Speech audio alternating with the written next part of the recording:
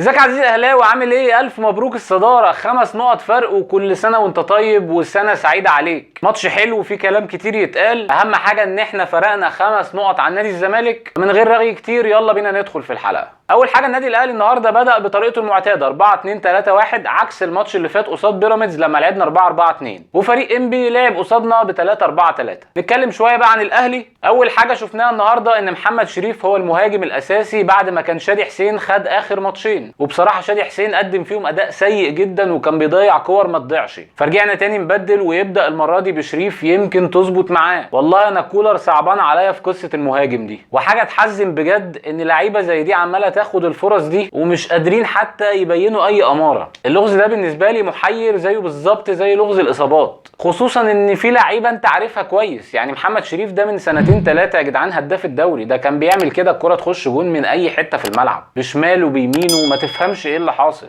نفس نموذج تحول باسم مرسي من اهم مهاجم في مصر للعيب مش عارف يحط الكوره وهو في ال6 ياردة. تاني ملاحظه النهارده ان مستر كولر كان بيضغط، بس مش زي الضغط بتاع زمان. يعني النادي الاهلي اللي ياخد باله كده هيلاقي ان منظومه الضغط بتاعت النادي الاهلي بقت اقل كتير جدا من حيث الكفاءه ومن حيث مدة الضغط على مدار الماتش. واضح كده ان مستر كولر فهم الدنيا واللي فيها، شاف اصابات ينام يقوم يلاقي لعيب وهو رايح من على السرير يخش الحمام اتصاب، وواحد تاني بيفتح باب التلاجة اتصاب، فالراجل حس ان النادي ده ملبوس، فبالتالي مش هيقدر يزود ضغط على اللعيبه دي ويجبرهم ان هم ينفذوا ضغط عالي معظم اجزاء الماتش. النقطه الثانيه ان انت تقريبا بتلعب ماتشين في الاسبوع، كل يومين 3 ماتش، وما عندكش السكواد الكبير قوي اللي انت تعمل بيه الروتيشن اللي انت محتاجه، فلازم هقلل كفاءه منظومه الضغط اللي عندي.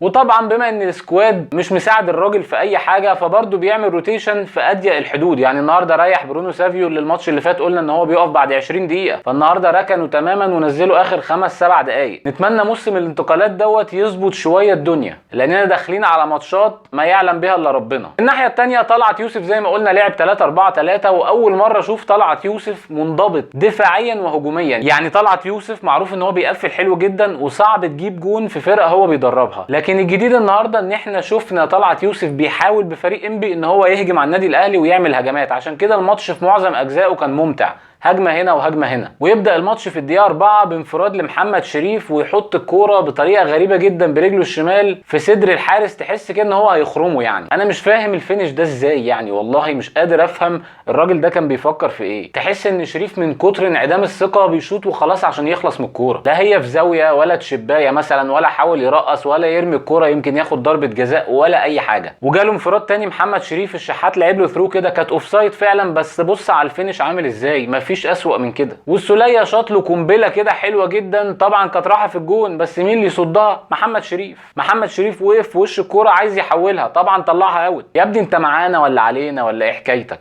الشوط الاول ضيعنا كور كتير جدا، والجبهه بتاعت حسين الشحات ومحمد هاني هي اللي كانت شغاله احسن كتير جدا من جبهه معلول وعبد القادر اللي اشتغلت الشوط الثاني. تقريبا كده خدوا دش سخن بين الشوطين. انبي برده كان بيحاول بشكل كويس ان هو يعمل هجمات، ولكن برده مفيش حاجه مؤثره قوي او تقدر تقول ان هو جون ضايع او شبه مؤكد. يعني المهم ان انت الشوط الاول كنت تحس كده ان النادي الاهلي فيه حاجه غلط. الحاجه الغلط دي هي ايه بقى؟ هي مجدي قفشه، لان هو اللي كان بيلعب النهارده رقم 10 وهو المفروض انه بيربط خطوط الملعب ببعض. للاسف مجدي قفشه عنده مشكله كبيره جدا انه بيستخبى من الكوره. ناس كتير قوي هتفهم المصطلح ده. يعني مثلا برونو سافيو لعيب كويس جدا في اللعب بين الخطوط وان هو يظهر في اماكن كويسه، سيبك بقى ان اللعيبه الثانيه ما بتشوفوش وما بتدلوش الكوره، انما مجدي قفشه فعلا بيستخبى من اللي معاه الكوره. وانا مش قادر افهم مثلا ده سرحان ولا عدم تاسيس ولا ايه، مش قادر افهم القصه دي ايه. المهم يخلص الشوط الاول 0-0، يلا بينا نروح على الشوط الثاني. ويبدا الشوط الثاني وزي ما قلنا ان جبهه علي معلول وعبد القادر اشتغلت بشكل كويس، فبدانا نشوف انطلاقات لعلي معلول معظم اجزاء الشوط الثاني. ولكن الشوط الثاني بقى كان فيه حاجه غريبه جدا، النادي الاهلي بدا يزيد في الضغط عشان يسجل هدف، فبدانا نطلع بكثافه الى حد ما قدام. تخيل بقى مين من نص الملعب اللي كان بيزيد ويكمل؟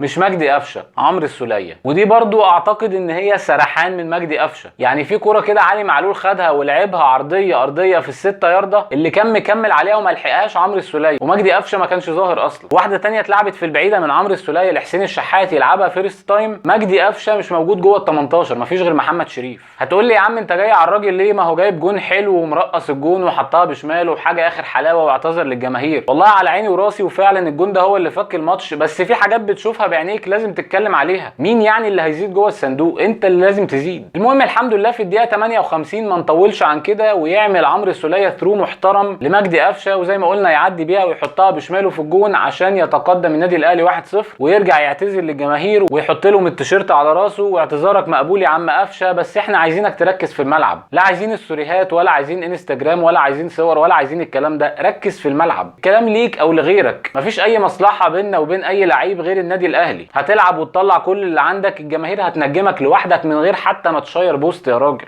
هتسرح بقى وتعيش خيالك وتحاول تتحدى الجمهور والجو ده، فالبس. النتيجه 1-0، ولكن للاسف ظهر عيب تاني في النادي الاهلي، ان انت لازم تامن النتيجه بجون تاني، فضيعنا كور كتير جدا. كنا بنلبس ايام بيتسو موسيماني بالطريقه دي، نبقى كسبانين 1-0 واخر ربع ساعه نلبس جون التعادل ونضيع نقط، وده كان اهم الاسباب ان احنا خسرنا دوريين ورا بعض. فتلاقي بقى احمد عبد القادر انفراد عايز يرقص كده ما تفهمش بيعمل فيها ايه، حسين الشحات انفراد يشوطها بطريقه غريبه، تصليحه من عبد القادر لقفشه يشوطها في السماء، حاجات كده يعني ما يعلم بيها الا ربنا. لحد الدقيقه 76 لما يظهر الليو ديانج. الليو ديانج ياخد الكرة من تقريبا على حدود دايره نص الملعب ويرقص 1 و2 و3 و4 ويحطها في سقف الجون عشان تبقى النتيجه 2-0 ويحط الكرة في الباسكت. يعمل بقى مستر كولر شويه تغييرات، اهمها ان رامي ربيعه نزل لعب باك يمين مكان محمد هاني، وشفنا مصطفى ميسي لاول مره في تشكيل النادي الاهلي، ودي حاجات ايجابيه ممكن نبني عليها. المهم يخلص الماتش 2-0 ويلا بينا نروح على الملاحظات.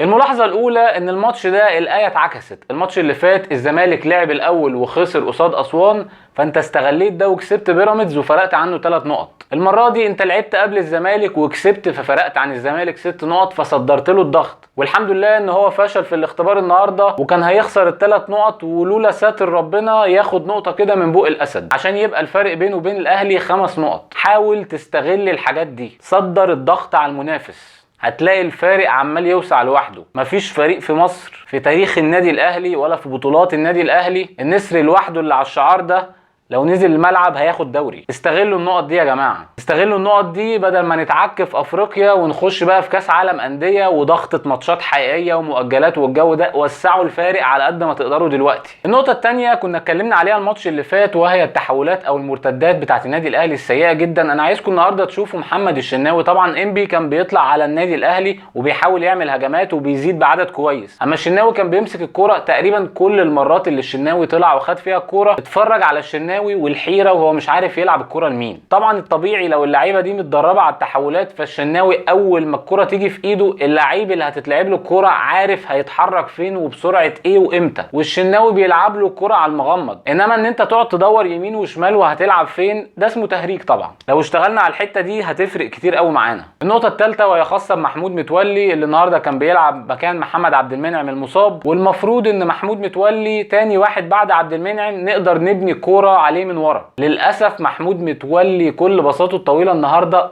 غلط، مفيش ولا باصه واحده راحت صح. فيا باشا يا اما تركز وتستغل الفرصه، يا اما هتلاقي محمد عبد المنعم راجع من الاصابه بيلعب مكانك وانت قاعد دكه لياسر ابراهيم، ما انت فرقت ايه كده عنه. النقطه الرابعه وهي خاصه بموضوع الروتيشن. من رايي الشخصي اي ماتش هتضمن فيه النتيجه ب2-0 لازم اول واحد تريحه علي معلول. علي معلول مفتاح مهم جدا للنادي الاهلي، ما ينفعش راجل في السن ده تلعبه 90 دقيقه الماتشات كلها. ووقعت علي معلول صدقني هتفرق في الفريق كله. النقطه الخامسه طبعا باين بنزول ربيعه ولعبه باك يمين النهارده ان هو هيبقى البديل الثاني او الثالث، لان احنا جبنا خالد عبد الفتاح خلاص، فهاني هيبقى هو الباك اليمين وبعديه بقى خالد عبد الفتاح ورامي ربيعه. فربنا يستر بقى في المكان الملعون ده اللي محمد هاني قاري عليه تعويذه تقريبا، واي حد بيجي يلمسه بيتصاب، وربنا يحفظ كل اللعيبه من الاصابات. نجوم اللقاء بالنسبه لي النهارده عمرو السوليه احسن مركز 8 في مصر، ورجعت الميزه اللي عنده سواء بالتسديد او الكور الطويله العاليه الثريات العاليه رجعت تاني تظبط معاه، فالراجل كده بدا يلعب على الرايق، نتمنى يفضل على كده ويزيد كمان. وتاني واحد عندنا النهارده هو اليو ديانج الدبابه الكاسحه الليو ديانج. اما بالنسبه للاسوأ النهارده فانتوا هتستغربوا شويه، هو محمد مجدي قفشه، برغم ان هو جاب الجون